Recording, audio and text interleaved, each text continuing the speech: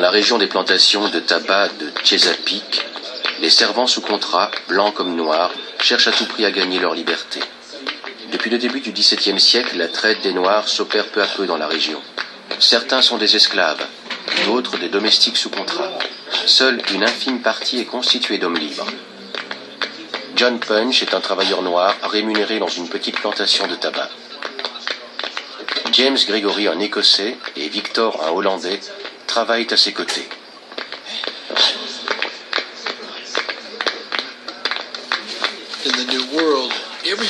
Dans le Nouveau Monde, chaque colonie devait générer des profits.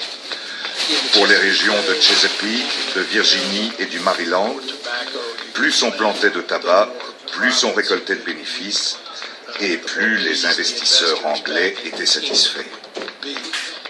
La pression était telle qu'il fallait trimer le plus dur possible.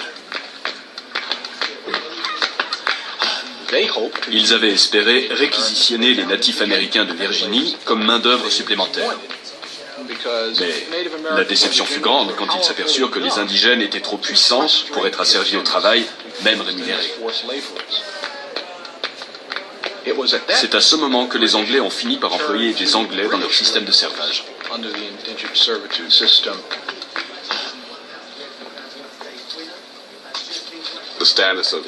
Le statut des Blancs et des Noirs était à peu de choses près le même. Tous deux étaient engagés pour une période de temps précise. Tous deux pouvaient regagner leur liberté à la fin de cette période, et tous deux étaient horriblement maltraités.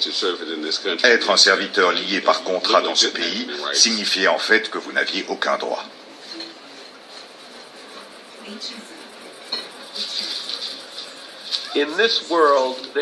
Dans leur monde, il n'y avait pratiquement aucune différence dans le degré d'oppression. On peut dire que d'une certaine façon, ils étaient logés à la même enseigne, car on ne pouvait être plus maltraités. En 1640, les serviteurs liés par contrat sont maintenant indispensables à la santé financière des plantations de tabac de Virginie. Leur travail fait du tabac le produit d'exportation le plus rentable de la colonie.